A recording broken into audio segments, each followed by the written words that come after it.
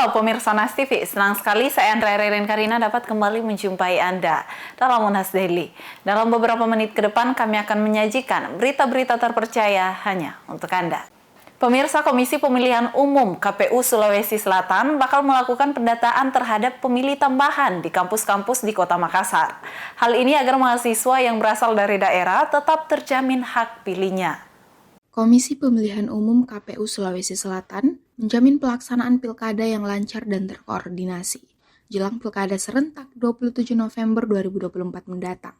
Hal ini disampaikan Ketua KPU Sulsel, Hasbullah dalam Dialog Nasional Pilkada 2024 di Gedung IPTEX Universitas Hasanuddin Makassar, Kamis 24 Oktober 2024. Menurut Hasbullah, persiapan logistik telah dilakukan pihaknya, kini KPU Sulsel akan melakukan pendataan daftar pemilih tambahan untuk mahasiswa. Diakui Hasbullah, pihaknya menyadari tingginya jumlah mahasiswa yang tidak dapat kembali ke daerah asal pada hari pemilihan. Untuk itu, KPU Sulsel aktif melakukan jemput bola di berbagai kampus untuk memastikan semua pemilih memiliki akses. KPU Sulsel akan menurunkan petugas ke kampus-kampus untuk mendata pemilih yang berasal dari daerah di Sulawesi Selatan. Pihaknya ingin memastikan seluruh mahasiswa, khususnya yang berasal dari daerah di luar Makassar, tetap dapat menggunakan hak pilih mereka di pilkada mendatang. Unhas ini ada 52.000 mahasiswa.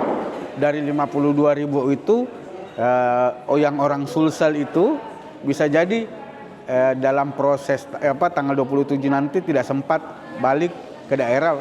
Tapi kalau dia orang daerah bukan orang Makassar, dia tetap punya hak sepanjang dia berKTP Sulawesi Selatan. Dia punya hak pilih untuk memilih calon gubernur.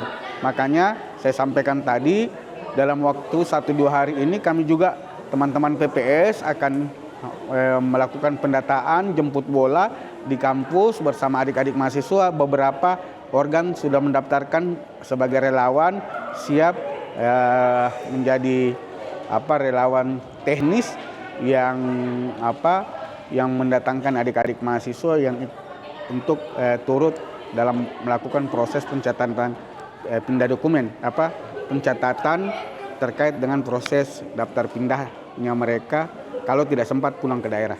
Hasbullah menambahkan jika target partisipasi pilkada di Sulawesi Selatan adalah 80%, sama dengan partisipasi pemilih pada pemilu sebelumnya. Langkah-langkah persiapan secara teknis telah dilakukan KPU untuk mencapai target ini, termasuk melibatkan relawan teknis dari berbagai organisasi mahasiswa yang siap membantu proses pendaftaran di kampus-kampus.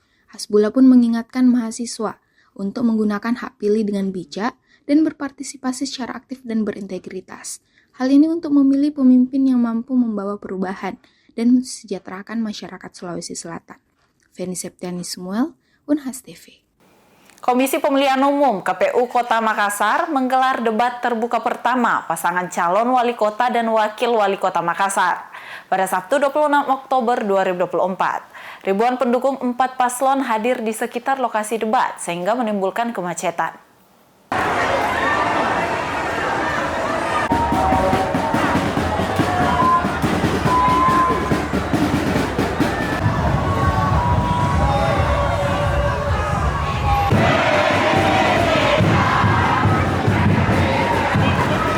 Beginilah suasana para pendukung pasangan calon paslon wali kota dan wakil wali kota Makassar yang hadir memadati sekitar Hotel Dalton di Jalan Perintis Kemerdekaan Makassar.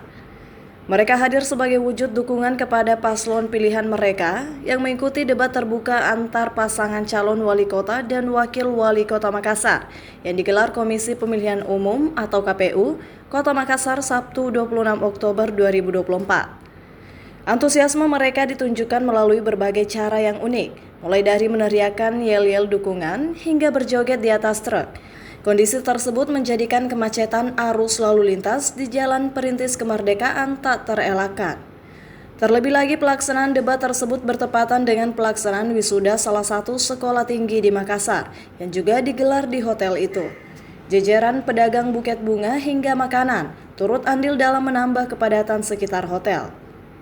Meskipun demikian, akses masuk ke hotel yang menjadi lokasi debat dikawal ketat oleh pihak kepolisian.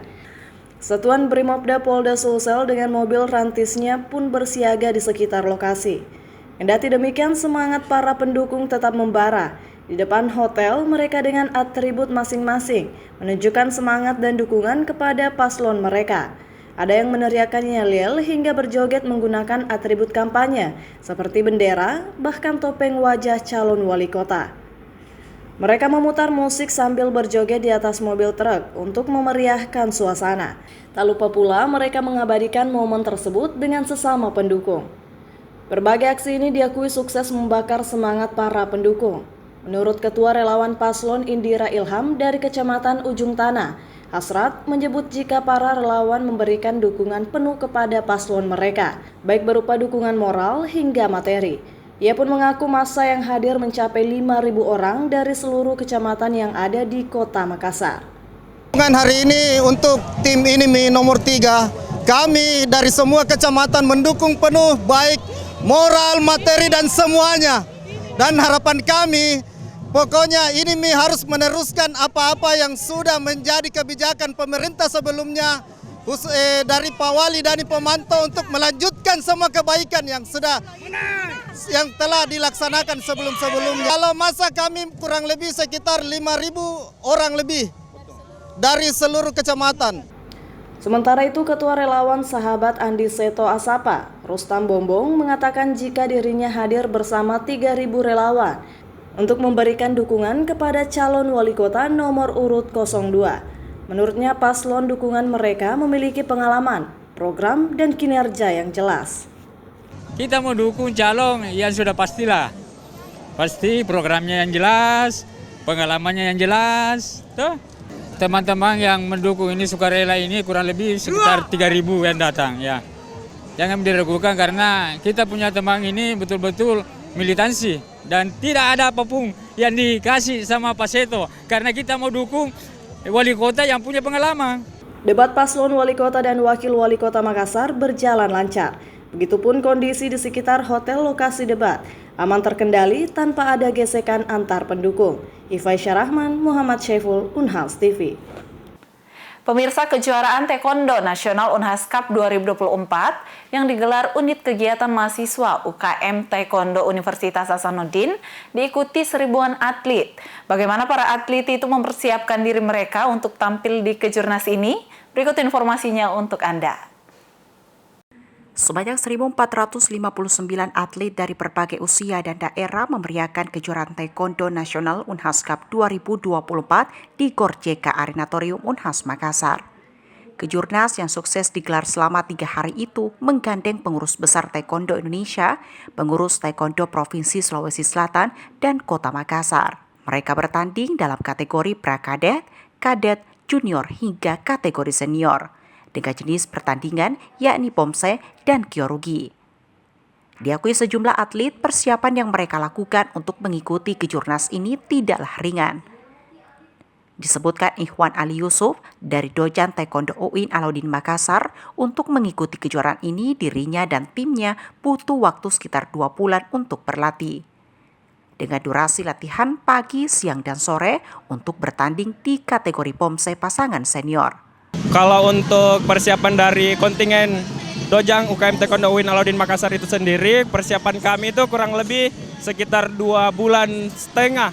Itu juga sepertinya menurut kami kurang maksimal karena kami kan juga UKMK, jadi ada beberapa program kerja yang kami kerjakan. Jadi untuk persiapan ini kami agak imbangi dengan proker yang sedang kami jalankan di UKM. Jadi agak kurang maksimal menurut kami untuk 2,5 bulan itu. Persiapannya ya tentu saja latihan, karena ini cabang seni pomse, dan untuk saya sendiri ikut cabang pomse pair atau pomse pasangan. Nah, untuk persiapannya itu tentu kami latihan selalu bersama-sama dengan mulai TC-nya mulai dari pagi, siang, dan malam. Sementara Mulyadi Anugrah Papua dari tim UKM Taekwondo Unhas mengikuti kategori pomse individu dan pasangan senior, melakukan persiapan berupa latihan gabungan dan individual sejak tahun lalu. Ia mengaku lawan yang dihadapinya cukup berat lantaran ini kali pertamanya ia mengikuti kategori tersebut. Jadi persiapan untuk mengikuti Unhas Cup ini itu dari tahun lalu, dari bulan 11 hingga sampai hari H. Untuk persiapannya itu kita latihan bersama dan juga latihan individu agar gerakan dari POMSE kita itu bisa bagus. Untuk tantangan itu karena saya juga seorang mahasiswa, jadi harus membagi waktu untuk berkuliah dan juga latihan. Karena ini adalah pertama kali saya ikut di kategori POMSE, jadi ya saya rasa lawan-lawan di sini sangat berat, tetapi saya tetap melawannya. Lalu ada Lutfia Herunisa dari Taekwondo Tamarunang, Makassar yang mengikuti kategori kadet. Ia latihan pagi, siang, dan sore untuk tampil maksimal. Yang saya lakukan itu cuma latihan dari pagi sampai malam.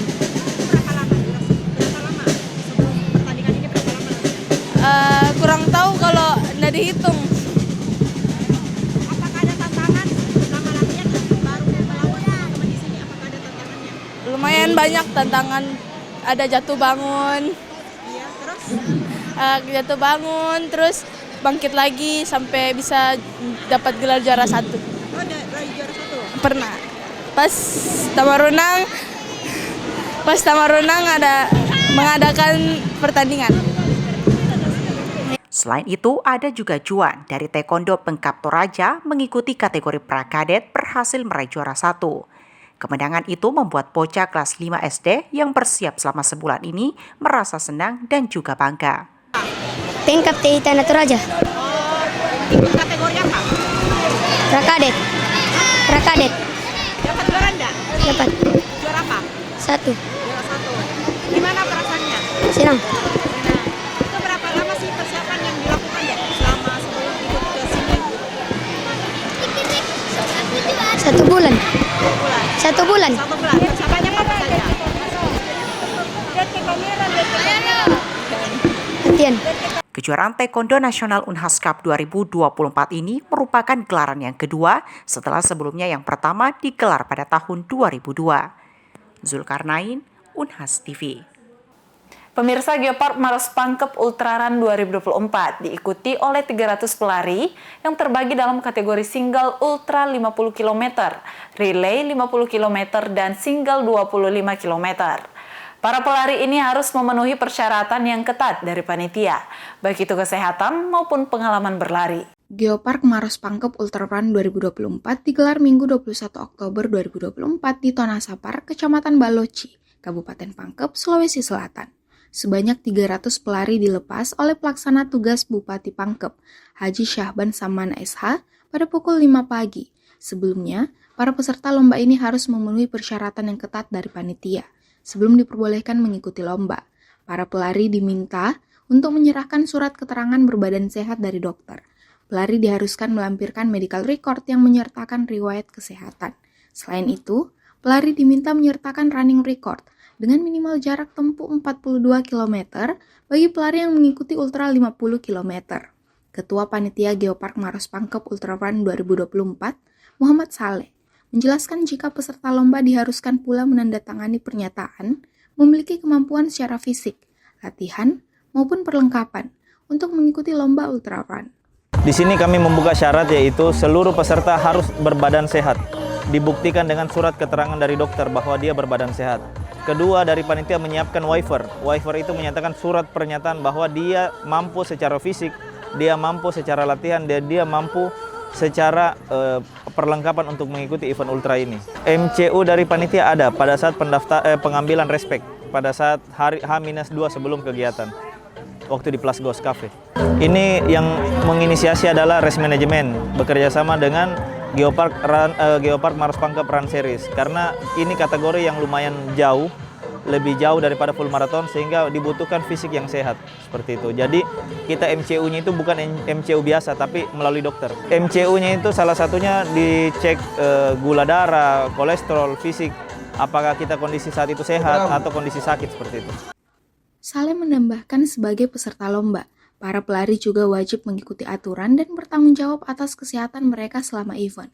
Tujuannya agar para peserta dapat mengikuti lomba dengan lancar dan tak mengalami cedera.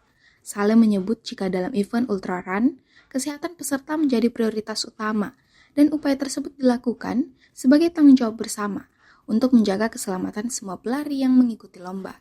Feni Septiani Samuel, Andi Muhammad Syafrisal, Unhas TV. Pemirsa, ketertarikan Gen Z terhadap dunia politik cenderung rendah. Bahkan muncul sikap apatis terhadap politik. Faktor apa saja yang menjadi penyebab Gen Z kurang tertarik itu? Berikut liputannya untuk Anda. Gen Z, generasi yang tumbuh di era digital, seringkali dianggap jauh dari panggung politik. Menurut Dr. Andi Lukman Irwan SIP MSI, Ketua Departemen Ilmu Pemerintahan, Fakultas Ilmu Sosial dan Ilmu Politik Universitas Hasanuddin, salah satu faktor utama adalah ketidakselarasan antara aspirasi Gen Z dan visi atau program yang ditawarkan oleh para elit politik. Gen Z merasa suara mereka tidak terwakili, dan ini memunculkan sikap apatis dalam proses demokrasi. Melalui kemudian budaya amplop, melalui budaya sembako. Nah, bagi Gen Z ini dianggap, yang biasanya Gen Z itu kan punya nalar kritis tertentu yang dianggap sebagai cara-cara pendekatan yang sifatnya kemudian tidak elegan, merusak demokrasi. Nah, akhirnya para Gen Z ini justru mengambil positioning yang sifatnya kemudian menarik diri dari proses kontestasi. Selain itu, perilaku pragmatis dan pendekatan politik yang tidak elegan memperburuk citra politik di mata Gen Z. Pendekatan seperti money politics dianggap merusak nilai-nilai demokrasi. Rahmat Ramadan Al-Hidayat, mahasiswa ilmu pemerintahan Unhas yang juga mewakili Gen Z, menegaskan pentingnya Gen Z untuk memihak pada calon yang benar-benar membawa perubahan. Meskipun seringkali mereka merasa diabaikan dalam proses pemilihan. Anak muda khususnya Gen Z kita harus memihak, khususnya mahasiswa kita harus memihak ya, walaupun di luar sana kita artinya sangat tidak diperhitungkan ketika kita memihak, tapi menurut saya perlu kita memihak. Karena kenapa? Mahasiswa atau Gen Z itu bukan ASN, bukan TNI, bukan Polri yang harus netral. Mereka harus memihak yang mampu membawa kepentingan Gen Z. Artinya ketika kita memilih pasangan calon bupati, calon wali kota maupun calon gubernur, itu kita harus bisa mengkaji dan membaca visi misinya. Siapa yang mampu menyelesaikan masalah Gen Z yang ada hari ini. Nah, itulah kemudian kita harus memihak sama pasangan calon yang mampu menyelesaikan masalah kita, masalah Gen Z. Meski begitu, Lukman Irwan menyarankan adanya perbaikan dalam proses politik, termasuk peningkatan kualitas rekrutmen calon pemimpin. Hal ini agar aspirasi Gen Z bisa lebih terwadahi. Dengan demikian, diharapkan Gen Z bisa lebih tertarik untuk berpartisipasi dalam proses politik dan memberikan kontribusi nyata dalam demokrasi. Rizka Malia Fraja, Unhas TV. Baik pemirsa, berita tadi sekaligus menutup perjumpaan kita hari ini. Jangan lupa untuk terus saksikan Unhas Daily hanya di Unhas TV. Saya Andrea Ririn Karina mewakili kru yang bertugas. Pamit undur diri dan sampai jumpa.